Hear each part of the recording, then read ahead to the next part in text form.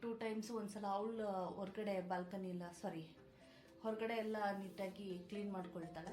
Next ಇನ್ನೊಂದು 2-3 days ನಾನು ಮಾಡ್ಕೊಳ್ತೀನಿ. ಆ ಥರ ಅಡುಗೆ ಮಾಡಿದ್ರೆ ಆ್ಯಕ್ಚುಲಿ ಹೌಸ್ ವೈಫ್ಸ್ಗೆ ಇದು ಒಂದು ದೊಡ್ಡ ತಲೆನೋವು ಅನಿಸ್ಬಿಡುತ್ತೆ ಅಲ್ವಾ. ನೀವು ಅದನ್ನೆಲ್ಲ ಟ್ರೈ ಮಾಡಿದ್ದೀರಾ ಅಂತ ನನಗೂ ಗೊತ್ತಾಗಬೇಕು. ಸೊ ಹಾಗಾಗಿ ನನಗೆ ಕಮೆಂಟ್ ಮಾಡಿ. ಅವ್ರಿಗೆ ಅದ್ರ ಕಷ್ಟ ಗೊತ್ತು, ಎಷ್ಟು ಹಿಂಸೆ ಆಗುತ್ತೆ. ಯಾರಾದರೂ ಮಾತಾಡಿದ್ರೆ, ನಮ್ಮವರೇ ಮಾತಾಡಿದ್ರೆ ನಮಗೆ ಇಷ್ಟ ಆಗಲ್ಲ. ಆ ಸಿಚುವೇಶನಲ್ಲಿ ಅಷ್ಟು ಅಳು ಬಂದ್ಬಿಡುತ್ತೆ. ಅದು ಅಳು ಯಾಕೆ ಅಂದರೆ ಕೋಪದಲ್ಲಿ ಏನೂ ಅನ್ನೋಕ್ಕಾಗಲ್ವಲ್ಲ ಅಂತ ಒಂಥರ ಅಳು ಬಂದ್ಬಿಡುತ್ತೆ. ಆ ಸಿಚುವೇಶನ್ ಎಲ್ಲ ಆಗುತ್ತೆ. ನನಗಂತೂ ಎಷ್ಟೊತ್ತು. Hi, very very very good morning friends. ಎಲ್ಲರೂ ಹೇಗಿದ್ದೀರಾ? ಎಲ್ರದ್ದು ಕಾಫಿ, ಬ್ರೇಕ್ಫಾಸ್ಟ್ ಎಲ್ಲ ಆಯಿತಾ? ಕೆಲವ್ರದ್ದು ಬ್ರೇಕ್ಫಾಸ್ಟ್ ಲೇಟ್ ಇರುತ್ತೆ. ಫೈನ್. ಇವತ್ತು ನಾನು ಮಾರ್ನಿಂಗಿಂದ ಈವ್ನಿಂಗ್ ರುಟೀನ್ ಡೈಲಿ ವ್ಲಾಗ್ ಮಾಡಬೇಕು ಅಂತ ಅಂದ್ಕೊಂಡಿದ್ದೀನಿ. ಹಾಗೆ ನಿಮ್ಮೆಲ್ಲರ ಜೊತೆ ಮಾತಾಡ್ತಾ ನನ್ನ ವರ್ಕ್ ಕೂಡ ಕಂಟಿನ್ಯೂ ಮಾಡ್ಕೋಬೇಕು. ಈಗಷ್ಟೇ ಫ್ರೆಶ್ ಆಗಿ ಬಂದೆ. ಆಲ್ಟರ್ನೇಟಿವ್ ಡೇಸ್ ನಮ್ಮ ಅಪೋಸಿಟ್ ಮನೆ ನಾವು ಹೆಂಗಂದರೆ ಆಲ್ಟರ್ನೇಟಿವ್ ಡೇಸ್ ಒಂದು ವೀಕ್ಲಿ 2 ಟೈಮ್ಸ್ ಒಂದ್ಸಲ ಅವಳು ಹೊರಗಡೆ ಬಾಲ್ಕನಿ ಇಲ್ಲ ಹೊರಗಡೆ ಎಲ್ಲ ನೀಟಾಗಿ ಕ್ಲೀನ್ ಮಾಡ್ಕೊಳ್ತಾಳೆ. ನೆಕ್ಸ್ಟ್ ಇನ್ನೊಂದು 2-3 ಡೇಸ್ ನಾನು ಮಾಡ್ಕೊಳ್ತೀನಿ. ಆ ಥರ ಮಾತಾಡ್ಕೊಂಡ್ವಿ. ಇವತ್ತು ನಾನು ಮಾಡಬೇಕು. ಇವತ್ತು ಅದು ಒಂದೇ ವರ್ಕ್ ಇರೋದು. ಸೊ ಅದೊಂದು ವರ್ಕ್ ಮುಗಿಸಿ ಇವತ್ತು ನನ್ನ ಫೇವ್ರೆಟ್ ಬೆಂಡೆಕಾಯಿ ಸಾಂಬಾರು ಮಾಡಬೇಕು ಅಂತ ಅಂದ್ಕೊಂಡಿದ್ದೀನಿ. ನಾನು ಹೋಗಿ ಕಸ ಗುಡಿಸ್ಬಿಟ್ಟು ಮತ್ತೆ ಬಂದು ನಿಮ್ಮ ಜೊತೆ ನಾನು ಮಾತಾಡ್ತೀನಿ. ಒಂದೇ ಸಲ ಸ್ನಾನ ಎಲ್ಲ ಮುಗಿಸ್ಕೊಂಡು ಮತ್ತೆ ಹೋಗಿ ನನ್ನ ಕಸ ಗುಡಿಸ್ಕೊಂಡು ಅಲ್ಲಿ ಹೊರಗಡೆ ಕಸ ಗುಡಿಸ್ಬಿಟ್ಟು ಬರ್ತೀನಿ. ಇನ್ನೇನು ಸ್ನಾನಕ್ಕೆ ಹೋಗಬೇಕಾಗಿತ್ತು. ಅಷ್ಟರೊಳಗೆ ನನ್ನ ಫ್ರೆಂಡ್ ಕಾಲ್ ಮಾಡಿದ್ಲು. ಅವಳ ಜೊತೆ ಬೆಳಗ್ಗೆಯಿಂದ ಅವಳ ಜೊತೆನೇ ಮಾತಾಡಿದೆ. ಅದಕ್ಕೆ ಸ್ವಲ್ಪ ಲೇಟ್ ಆಯಿತು. ನಂಗೆ ಸ್ವಲ್ಪ ನಿದ್ರೆನೂ ಯಾಕೋ ಇವತ್ತು ಸರಿಯಾಗಿಲ್ಲ. ಯಾಕಂದರೆ ನೈಟ್ ಮಲಗೋದು ಸ್ವಲ್ಪ ಲೇಟ್ ಆಗೋಯ್ತು. ಹೇಳ್ತೀನಿ ಯಾಕೆ ನಿದ್ದೆ ಸರಿಯಾಗಿಲ್ಲ ಅಂತ. ಹೋಗಿ ಕಸ ಗುಡಿಸ್ಬಿಟ್ಟು ನಾನು ಮತ್ತೆ ನಿಮ್ಮ ಜೊತೆ ಬಂದು ನಾನು ಮಾತಾಡ್ತೀನಿ. ಫ್ರೆಶ್ ಆಗಿ ಈಗ ಬಂದೆ. ಇವತ್ತು ನಾನು ಆಗಲೇ ಹೇಳಿದಾಗೆ ಬೆಂಡೆಕಾಯಿ ಸಾಂಬಾರು ಮಾಡಬೇಕು. ನಾನು ಇದನ್ನು ಬ್ರಾಹ್ಮಿನ್ ಸ್ಟೈಲ್ ಟೇಸ್ಟಲ್ಲಿ ಇದು ಸಾಂಬಾರನ್ನ ನಾನು ಮಾಡ್ತಾಯಿದ್ದೀನಿ. ರೆಸಿಪಿ ನನ್ನ ಕಿಚನ್ ಚಾನಲಲ್ಲಿದೆ. ಲಿಂಕ್ ಕೂಡ ಹಾಕ್ತೀನಿ, ನೀವು ಚೆಕ್ ಮಾಡಿ. ನಿಮಗೂ ಕೂಡ ಇದು ಒಂದ್ಸಲ ನೀವು ರೆಸಿಪಿ ಟ್ರೈ ಮಾಡಿ ನೋಡಿ, ನಿಮಗೂ ಕೂಡ ಇಷ್ಟ ಆಗುತ್ತೆ. ಫ್ರೆಶ್ ಆಗಿ ಬಂದೆ. ಸೊ ನಮ್ಮ ನೇಬರ್ ಬಂದಿದ್ದರು, ಅವ್ರ ಜೊತೆ ಮಾತಾಡಿಕೊಂಡು ಈಗ ಸ್ವಲ್ಪ ಆಯಿತು. ಇವತ್ತು ನನ್ನ ಫೇವ್ರೆಟ್ ಬೆಂಡೆಕಾಯಿ ಸಾಂಬಾರು ಮಾಡ್ತಾಯಿದ್ದೀನಿ. ಇದನ್ನು ಅಡುಗೆ ಮಾಡಿದ್ರೆ ಆ್ಯಕ್ಚುಲಿ ಹೌಸ್ ವೈಫ್ಸ್ಗೆ ಇದು ಒಂದು ದೊಡ್ಡ ತಲೆನೋವು ಅನಿಸ್ಬಿಡುತ್ತೆ ಅಲ್ವಾ. ಅಡುಗೆ ಮಾಡಬೇಕು, ಕೆಲಸ ಮಾಡಬೇಕು. ಸೊ ದೊಡ್ಡ ತಲೆನೋವು. ಫ್ರೆಂಡ್, ಆ್ಯಕ್ಚುಲಿ ನಾನು ನಿಮಗೆ ಇನ್ನೊಂದು ವಿಚಾರ ಹೇಳಬೇಕು. ಲಾಸ್ಟ್ ಟೈಮ್ ತೋರಿಸಿದ್ದೆ ಗೊತ್ತಾ, ನಾನು ಕಿತ್ತಳೆ ಹಣ್ಣಿನ ಸಿಪ್ಪೆ ಒಣಗಕ್ಕೆ ಹಾಕಿದ್ದೆ, ಆಮೇಲೆ ರೋಸ್ ಹಾಕಿದ್ದೆ ಅಂತ. ನೋಡಿ, ಇದೆ ನಾನು ಪೌಡರ್ ಮಾಡಿ ಇಟ್ಕೊಂಡಿದ್ದೀನಿ. ಮತ್ತು ರೋಸ್, ಇದು ನಾನು ಹೂವು ತರಕ್ಕೆ ಹೋದಾಗೆಲ್ಲ ಅಲ್ಲಿ ಗುಲಾಬಿದು ದಳಗಳೆಲ್ಲ ಕೊಡ್ತಾ ಇರ್ತಾರೆ. ನಾನು ಅದನ್ನು ಒಣಗಿಸಿ ಈ ಥರ ಪುಡಿ ಮಾಡಿ ಇಟ್ಕೋತೀನಿ. ಎಷ್ಟು ಹೆಲ್ತ್ ಬೆನಿಫಿಟ್ಸ್ ಇದೆ ಅಂತ ಅಂದರೆ, ನಿಮಗೆ ಇದ್ರ ಬಗ್ಗೆ ಗೊತ್ತಾದರೆ ನೀವು ಕೂಡ ಮನೇಲಿ ಟ್ರೈ ಮಾಡಿ. ನೀವು ಖಂಡಿತ ಟ್ರೈ ಮಾಡ್ತೀರಾ ನೀವು ಮನೇಲಿ. ಅಷ್ಟು ಹೆಲ್ತ್ ಬೆನಿಫಿಟ್ಸ್ ತುಂಬಾ ಇದೆ. ಬರೀ ಬ್ಯೂಟಿಗಷ್ಟೇ ಅಲ್ಲ, ನಮ್ಮ ಹೆಲ್ತ್ಗೂ ಕೂಡ ಅಷ್ಟೇ ಪ್ರಾಫಿಟ್ ಇದೆ ಇದು. ಓಕೆ, ನಾನು ಇದ್ರ ಬಗ್ಗೆ ಒಂದು ವಿಡಿಯೋ ಮಾಡ್ತೀನಿ. ಇದ್ರ ಬಗ್ಗೆನೂ ನಾನು ನಿಮಗೆ ಡೀಟೇಲ್ ಹೇಳ್ತೀನಿ. ಈಗ ಕುಕ್ಕಿಂಗ್ ಚಾನಲ್ಗಾಗಿ ನಾನು ಬೆಂಡೆಕಾಯಿ ಸಾಂಬಾರು ಮಾಡ್ತಾಯಿದ್ದೀನಿ. ನಾನು ಇದನ್ನು ಮುಗಿಸಿ ನಾನು ಟೆರಸಿಗೆ ಬರ್ತೀನಿ. ಟೆರಸಿಗೆ ಬಂದು ಮತ್ತೆ ನಾನು ಬ್ಲಾಗ್ ಕಂಟಿನ್ಯೂ ಮಾಡ್ತೀನಿ.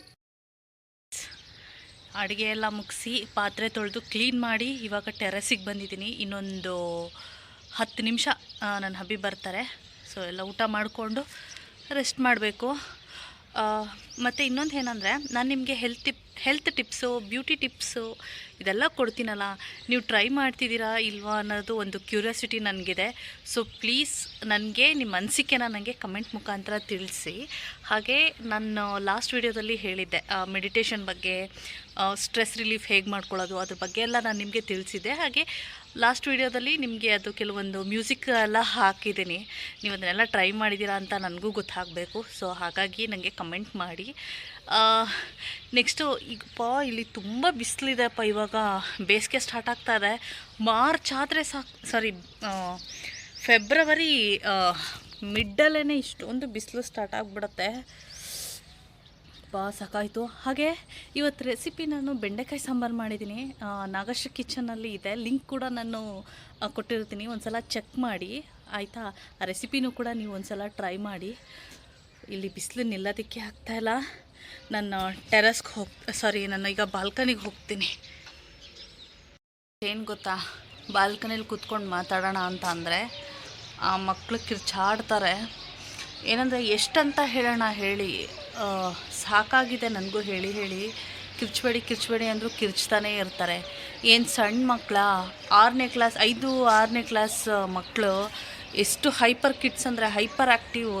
ಎಲ್ಲಾರ್ದು ಒಂದು ಸ್ವಲ್ಪ ಮುದ್ದು ಜಾಸ್ತಿಯಾಗಿ ಹೋಗಿದೆ. ಅದು ಸ್ವಲ್ಪ ಹಂಗೆ ಆಡಿಸುತ್ತೆ. ಯಾರೂ ಹೊಡೆದು ಬಡ್ದು ಸ್ವಲ್ಪ ಬುದ್ಧಿ ಕಲಿಸಿಲ್ಲ ಅಲ್ಲ, ಅದಕ್ಕೆ ಸ್ವಲ್ಪ ಹಾಗೆ ಆಡ್ತಾರೆ. ಏನೂ ಮಾಡೋಕ್ಕಾಗಲ್ಲ, ನಾನೇ ಅಡ್ಜಸ್ಟ್ ಆಗ್ತೀನಿ, ಪರವಾಗಿಲ್ಲ, ಏನೂ ಮಾಡೋಕ್ಕಾಗಲ್ಲ. ಮಕ್ಕಳಲ್ವಾ, ಕಾಂಪ್ರಮೈಸ್ ಆಗಬೇಕಾಗತ್ತೆ. ನಾನು ಹೇಳಷ್ಟು ಹೇಳ್ತೀನಿ, ಎಷ್ಟು ಪ್ರೀತಿಯಿಂದ ಹೇಳ್ತೀನಿ, ಸೈಲೆಂಟಾಗಿರಿ, ಗಲಾಟೆ ಮಾಡಬೇಡಿ ಅಂತ. ಆ್ಯಕ್ಚುಲಿ ಏನಂದರೆ ಅವರಿಗೆ ಆ ಥರ ಪ್ರಾಬ್ಲಮ್ ಆದಾಗ ಅರ್ಥ ಆಗುತ್ತೆ. ಬೆಳಿಗ್ಗೆ ನಾನು ಒಂದು ವಿಡಿಯೋದಲ್ಲಿ ಹೇಳಿದೆ ಅಲ್ವಾ, ನಿದ್ರೆ ಸರಿಯಾಗಿಲ್ಲ ಅಂತ. ರಾತ್ರಿ ನಾನು ಸರಿಯಾಗಿ ನಿದ್ರೆನೇ ಮಾಡಿಲ್ಲ. ನನಗೆ ರಾತ್ರಿ ಸರಿಯಾಗಿ ನಿದ್ರೆ ಆಗಿಲ್ಲ. ಯಾಕಂದರೆ ಈ ಪಾರಿವಾಳಗಳದ್ದು ಟಾರ್ಚರ್ ಸ್ಟಾರ್ಟ್ ಆಗೋಗಿದೆ. ಎಲ್ಲ ಥರ ನಾನು ರೆಮಿಡೀಸ್ ಮಾಡಿ ಬಿಟ್ಬಿಟ್ಟಿದ್ದೀನಿ. ಎಷ್ಟು ಓಡಿಸಿದ್ರೂ ಅಷ್ಟು ಬಂದು ಹಿಂಸೆ ಕೊಡುತ್ತೆ. ಹ್ಯುಮ್ಯಾನಿಟಿ ಮರೆತು ಏನಾದರೂ ಮಾಡಿಬಿಡ್ಬೇಕು ಅನ್ನೋಷ್ಟು ಟ್ರಿಗರ್ ಲೆವೆಲಿಗೆ ತಂದಿದೆ. ಏನಂದರೆ ನನಗೆ ನಾನು ಮೈಗ್ರೇನ್ ಆದಾಗ ಸ್ವಲ್ಪ ಸ್ಪೆಕ್ಸ್ ಯೂಸ್ ಮಾಡ್ತೀನಿ. ಇನ್ನೊಂದೇನೆಂದರೆ ನನಗೆ ಬಿಸಿಲು ಕೂಡ ಆಗಲ್ಲ, ಅತಿಯಾದ ಬಿಸಿಲು. ತುಂಬ ಜನಕ್ಕೆ ಮೈಗ್ರೇನ್ ಪ್ರಾಬ್ಲಮ್ ಇರುತ್ತೆ. ನಾನು ಹೋಮ್ ರೆಮಿಡೀಸೇ ಮಾಡ್ತೀನಿ, ನಾನು ಟ್ಯಾಬ್ಲೆಟ್ಸ್ ಏನು ತೊಗೊಳೋದಕ್ಕೆ ಹೋಗಲ್ಲ. ನಾನು ಆಯುರ್ವೇದಿಕ್ ಮೆಡಿಸಿನ್ ತೊಗೊಳೋದು. ನಾನು ಯಾವಾಗ ಹೋಮ್ ರೆಮಿಡೀಸು ಆಯುರ್ವೇದಿಕ್ ಸ್ಟಾರ್ಟ್ ಮಾಡಿದ್ನೋ ನನಗೆ ಮೈಗ್ರೇನೇ ಹೊರಟೋಯ್ತು. ನನಗೆ ಆ್ಯಕ್ಚುಲಿ ನಾನು ಮೈಸೂರಲ್ಲಿದ್ನಲ್ಲ, ನನಗೆ ಅವಾಗ ಮೈಗ್ರೇನೇ ಇರಲಿಲ್ಲ. ನನ್ನ ರೆಮಿಡಿಯಿಂದಲೇ ನಾನು ಕ್ಲಿಯರ್ ಮಾಡ್ಕೊಂಡಿದ್ದೆ. ಇಲ್ಲಿ ಬಂದಿದ್ದೆ ಈ ಪಾರಿವಾಳ, ಇನ್ನೊಂದು ಈ ಮಕ್ಕಳು. ಹೋಗಲಿ ಬಿಡಿ, ಮಕ್ಕಳು ಪಾಪ ಏನು ಮಾಡೋಕ್ಕಾಗತ್ತೆ, ಪಕ್ಷಿ ಅಲ್ವಾ ಪಾಪ, ಏನು ಮಾಡೋಕ್ಕಾಗುತ್ತೆ. ಆದರೆ ಅದರಿಂದ ಆಗುತ್ತಲ್ಲ ಇರಿಟೇಷನ್ನು, ನಿಜವಾಗ್ಲೂ ಕೆಲವ್ರಿಗೆ ಸಫರ್ ಮಾಡಿದವ್ರಿಗೆ ನಿಜವಾಗ್ಲೂ ಗೊತ್ತಿರುತ್ತೆ ಎಷ್ಟು ಕಷ್ಟ ಆಗುತ್ತೆ ಅಂತ. ಎಸ್ಪೆಷಲಿ ಯಾರಿಗೆ ಮೈಗ್ರೇನ್ ಹೆಡೇಕ್ ಇರುತ್ತಲ್ಲ ಅವ್ರಿಗೆ ಅದ್ರ ಕಷ್ಟ ಗೊತ್ತು, ಎಷ್ಟು ಹಿಂಸೆ ಆಗುತ್ತೆ. ಯಾರಾದರೂ ಮಾತಾಡಿದ್ರೆ, ನಮ್ಮವರೇ ಮಾತಾಡಿದ್ರೆ ನಮಗೆ ಇಷ್ಟ ಆಗಲ್ಲ ಸಿಚುವೇಷನಲ್ಲಿ, ಅಷ್ಟು ಅಳು ಬಂದ್ಬಿಡುತ್ತೆ. ಅದು ಅಳು ಯಾಕೆ ಅಂದರೆ ಕೋಪದಲ್ಲಿ ಏನೂ ಅನ್ನೋಕ್ಕಾಗಲ್ವಲ್ಲ ಅಂತ ಒಂಥರ ಅಳು ಬಂದ್ಬಿಡುತ್ತೆ. ಆ ಸಿಚುವೇಷನೆಲ್ಲ ಆಗುತ್ತೆ. ನನಗಂತೂ ಎಷ್ಟೊತ್ತಿಗೆ ಈ ಲೊಕೇಶನಿಂದ ಬೇರೆ ಕಡೆಗೆ ನಾವು ಫಸ್ಟು ಹೊರಟೋಗ್ತೀವೋ ಅನ್ನೋಷ್ಟು ಹಿಂಸೆ ಆಗಿ ಹೋಗಿದ್ದಾರೆ ನನಗೆ. ಅಷ್ಟು ಬೇಜಾರಾಗುತ್ತೆ. ಎಷ್ಟಂತ ಟಾಲ್ರೇಟ್ ಮಾಡೋಣ ಹೇಳಿ, ಅಷ್ಟು ಬೇಜಾರಾಗಿದೆ. ಅದಕ್ಕೆ ಸರಿಯಾಗಿ ನಿದ್ರೆ ಆಗಿಲ್ಲ. ನಾನು ನಿನ್ನೆ ನಿದ್ರೆ ಮಾಡೋದಕ್ಕೆ ಅಂತ ನನ್ನ ಮ್ಯೂಸಿಕ್ ಇದೆಯಲ್ಲ ಅದನ್ನು ಕೇಳಿಸ್ಕೊಂಡು ನಾನು ಮಲಗಿದ್ದೀನಿ. ಆಗ ಸ್ವಲ್ಪ ನನಗೆ ಚೆನ್ನಾಗಿ ನಿದ್ರೆ ಬಂದಿದೆ. ಆ್ಯಕ್ಚುಲಿ ಮ್ಯೂಸಿಕ್ ಥೆರಪಿ ಇದೆಯಲ್ಲ, ದಿ ಬೆಸ್ಟ್ ಅಂತ ಹೇಳ್ಬೋದು. ನಾನು ಹಿಂದಿನ ವೀಡಿಯೋದಲ್ಲೇ ಹಾಕಿದ್ದೀನಿ. ಯಾರಿಗೆಲ್ಲ ಚೆನ್ನಾಗಿ ನಿದ್ರೆ ಬರ್ತಾಯಿಲ್ಲ, ಒಂದು ಸಲ ನೀವು ಟ್ರೈ ಮಾಡಿ, ಒಳ್ಳೆ ನಿದ್ರೆ ಬರುತ್ತೆ. ಆಮೇಲೆ ಚೆನ್ನಾಗಿ ನಿದ್ರೆ ಬಂತಲ್ಲ, ಒಂದು ಕಾಮಿಡಿ ಆಯಿತು. ಏನಂದರೆ ನಾನು ಕನ್ಸಲ್ಲಿ ಮಾತಾಡ್ತಾ ಇದ್ದೀನಂತೆ, ನನಗೆ ಗೊತ್ತಾಗಿಲ್ಲ ಆ್ಯಕ್ಚುಲಿ. ಏನಂತ ಅಂದರೆ ನನಗೆ ಹೇಳೋಕ್ಕೂ ನಗು ಬರುತ್ತೆ. ಮಲಗಿದ್ದೀನಿ, ಶು ಹೋಗು ಅಂತ ಇದ್ದೀನಂತೆ. ಅವ್ರಿಗೆ ಹೇಳ್ತಿದ್ದೀನಿ ಅಂದ್ಬಿಟ್ಟು ಅಲೋ ನಾನು ಎಲ್ಲಿಗೆ ಹೋಗಲಿ ಅಂತ ಎಬ್ಬಿಸ್ತಿದ್ದಾರೆ. ನಂಗೆ ಅವ್ರು ಎಬ್ಬಿಸಿದ್ದು ಅಷ್ಟು ಗೊತ್ತಾಗಿಲ್ಲ. ಯಾರೋ ದೂರದಲ್ಲಿ ಬಂದು ಹಿಂಗೆ ಮುಟ್ತಾ ಇದ್ದಾರೆ ಅನ್ನೋ ಥರ ಎಲ್ಲ ಅನಿಸಿತ್ತು. ಅವರು ಎಬ್ಬಿಸ್ತಾ ಇದ್ದಾರೆ ನನಗೆ. ಆಮೇಲೆ ಸ್ವಲ್ಪ ಪುಷ್ ಮಾಡಿ ಎಬ್ಸಿದ್ರು ನನ್ನ.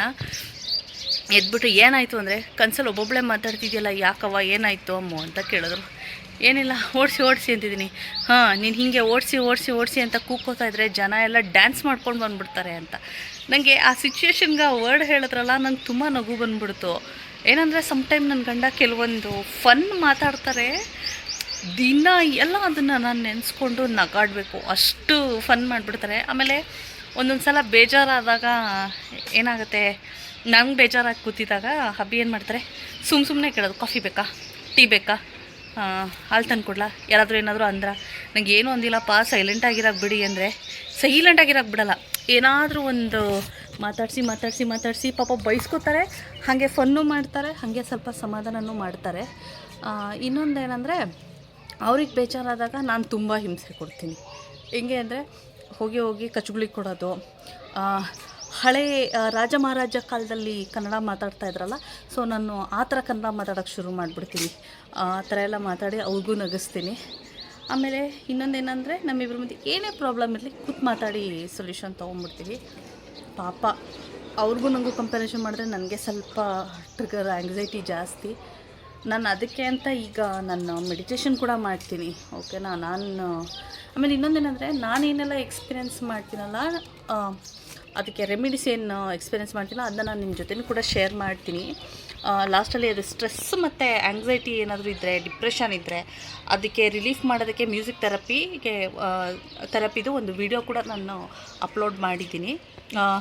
ಯಾರಿಗೆಲ್ಲ ಇಷ್ಟ ಇದೆ ನೋಡಿ. ಹಾಗೆ ಲಾಸ್ಟು ನಾನು ಹೇಳಿದ್ದೆ, ಮೆಡಿಟೇಷನು, ಪ್ರಾಣಾಯಾಮ ಇದೆಲ್ಲ ನಾನು ತೋರಿಸ್ಕೊಡ್ತೀನಿ, ಯಾರಿಗಾದ್ರೂ ಇಂಟ್ರೆಸ್ಟ್ ಇದ್ದರೆ ಅಂದರೆ. ಒಂದು 3-4 ಜನ ಇಷ್ಟು ಕ್ಯೂಟಾಗಿ ಬಂದಿದೆ ನೋಡಿ ಪ್ಯಾರೆಟ್. ಒಂದೇ ಒಂದಿದೆ. ಲಾಸ್ಟು ನಾನು ಹೇಳಿದ್ದೆ, ಯಾಕೋ ಪ್ಯಾರೆಟ್ ಕಾಣಿಸ್ತಲ್ಲ ಅಂತ, ಯಾಕೋ 1-2 ಇದೆ. ಹತ್ತಿರಿಂದ ತೋರಿಸಿದ್ರೆ ಕಾಣಿಸಲ್ಲ, ಯಾಕಂದರೆ ಅದು ಮರದಲ್ಲಿ ಕೂತಿದೆ, ಗ್ರೀನ್ ಅಲ್ವಾ. ಕೇಳಿಸ್ತಿದಲ್ಲ ಸೌಂಡು, ಕ್ಯೂಟ್ ಅನಿಸುತ್ತೆ. ಕೆಲವು ಪಕ್ಷಿಗಳಿದೆ, ಏನಂದರೆ ಈ ಥರ. ಒಂದು ನಿಮಿಷ, ನನ್ನ ಮಾತು ಕಂಪ್ಲೀಟ್ ಮಾಡಿಬಿಡ್ತೀನಿ. ಅದೇ ವೀಡಿಯೋಸ್ ಎಲ್ಲ ನಾನು ಅಪ್ಲೋಡ್ ಹಾಕಿದ್ದೀನಿ. ಹಾಗೆ ಮೆಡಿಟೇಷನ್ ಬಗ್ಗೆ ಹೇಳ್ತಾ ಇದ್ದೆ. ಮೆಡಿಟೇಷನ್ದು ಏನಂತ ಅಂದರೆ, ನನ್ನ ಫ್ರೆಂಡ್ಸ್ ಒಂದು 4-5 ಜನ ಕೇಳಿದ್ರು ಮೆಡಿಟೇಷನ್ ತೋರಿಸು, ವಿಡಿಯೋ ಮಾಡು ಅಂತ. ಈಗ ನನಗೆ ನೀವುಗಳು ನಿಮ್ಮಲ್ಲೂ ಯಾರಿಗಾದ್ರೂ ಇಂಟ್ರೆಸ್ಟ್ ಇದ್ದರೆ ನನಗೆ ಹೇಳಿದ್ರೆ, ನಾನು ಅದು ಮೆಡಿಟೇಷನ್ ಮಾಡಿ ನಿಮಗೆ ಪ್ರಾಣಾಯಾಮ ಮಾಡಿ ಡಿಪ್ರೆಷನ್ ಮತ್ತು ಆ್ಯಂಗ್ಸೈಟಿಗೆಲ್ಲ ಹೇಗೆ ನಮ್ಮನ್ನು ರಿಲೀಫ್ ಮಾಡೋದಂತ ನನಗೂ ತೋರಿಸ್ಕೊಡೋದಕ್ಕೆ ಈಸಿ ಆಗುತ್ತೆ ಅನ್ನೋದಷ್ಟೇ. ಇನ್ನೊಂದು ಮಾತು, ಕೆಲವು ಕೆಲವು ಪಕ್ಷಿಗಳಿದೆ, ಅಂದರೆ ಗಿಣಿ, ನನಗೆ ಕಾಗೇನೂ ಇಷ್ಟ ಆಗುತ್ತೆ. ಈ ಪಾರಿವಾಳ ಒಂದುಬಿಟ್ಟು ಕಾಗೇನೂ ಇಷ್ಟ ಆಗುತ್ತೆ. ಪಾಪ ಒಂದು 5 ನಿಮಿಷ ಕಾ ಅಂದ್ಕೊಂಡು ಹೋಗ್ಬಿಡುತ್ತೆ, ಅದೇನೂ ಇರಿಟೇಷನ್ ಆಗಲ್ಲಪ್ಪ. ಆಮೇಲೆ ಗಿಣಿ, ಗುಬ್ಬಚ್ಚಿ ಅಷ್ಟು ಮುದ್ದಾಗಿ ಹೇಳ್ತಿರತ್ತೆ, ಅಂದರೆ ಒಂಥರ ಸಂಗೀತ ಕೇಳ್ದಂಗೆ, ವೀಣೆ ನಾದ ಕೇಳ್ದಂಗೆ ಇರುತ್ತೆ, ಅಷ್ಟು ಚೆನ್ನಾಗಿರುತ್ತೆ.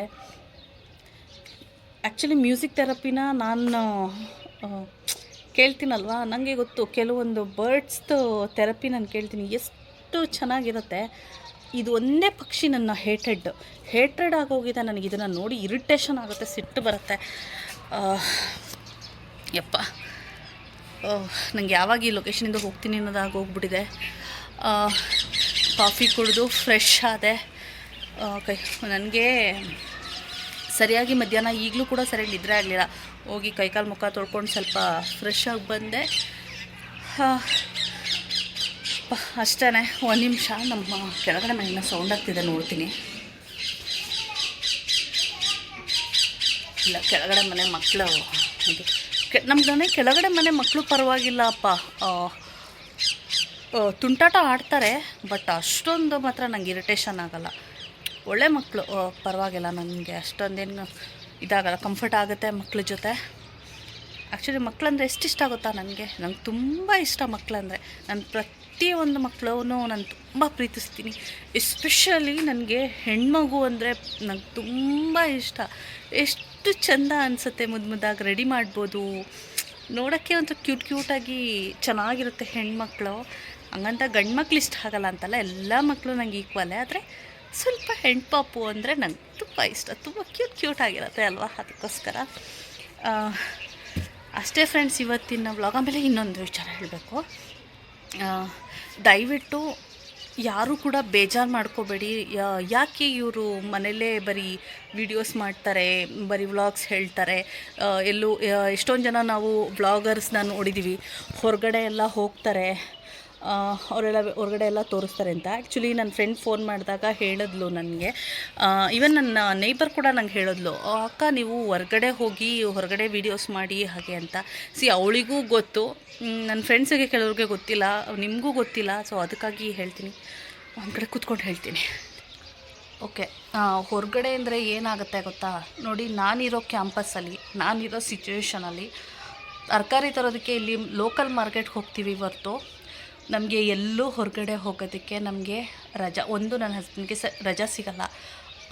ನಾವು ಊರಿಗೆ ಬರಬೇಕಾದ್ರೇ ಒಂದು 6 ಮಂತ್ಸ್ಗೊಂದು 4 ಮಂತ್ಸ್ಗೊಂದು ನಾವು ಲೀವ್ಗೆ ಬರೋದು. ಸೊ ಹಾಗಾಗಿ ನನಗೆ ನನ್ನ ವ್ಲಾಗಲ್ಲಿ ನನಗೆ ಹೊರಗಡೆ ಎಲ್ಲೂ ತೋರ್ಸೋಕ್ಕಾಗಲ್ಲ. ಬಟ್ ಐ ಪ್ರಾಮಿಸ್, ನಾನು ಮೈಸೂರಿಗೆ ಹೋದಾಗ ನಾನು ಪ್ರತಿಯೊಂದು ಜಾಗನೂ ತೋರಿಸ್ತೀನಿ, ಪ್ರತಿಯೊಂದು ವಿಚಾರನೂ ನಿಮ್ಮ ಜೊತೆ ಇಂಚ್ ಟು ಇಂಚ್ ಬಿಡದೆ ನಾನು ನಿಮ್ಮ ಜೊತೆ ಎಲ್ಲ ಶೇರ್ ಮಾಡ್ತೀನಿ. ಹಾಗೆ ನನ್ನ ಹಸ್ಬೆಂಡು ಹಳ್ಳಿ ಅಂದರೆ ತೀರಾ ಹಳ್ಳಿ ಅಲ್ಲ, ಸ್ವಲ್ಪ ತುಂಬ ಇಂಪ್ರೂವ್ಡ್ ಆಗಿರೋ ಹಳ್ಳಿ. ನಗರ ಗೊತ್ತಲ್ವ, ಚಾಮರಾಜನಗರ ಆ ಕಡೆ ಅವರವರು. ಅಲ್ಲಿಗೆ ಹೋದಾಗ ಅಲ್ಲಿದು ದೇವಸ್ಥಾನ, ಇಷ್ಟೋ ಜನ ದೇವಸ್ಥಾನನೇ ನೋಡಿರಲ್ಲ, ಗೊತ್ತೇ ಇಲ್ಲ ಎಷ್ಟೋ ಜನಕ್ಕೆ.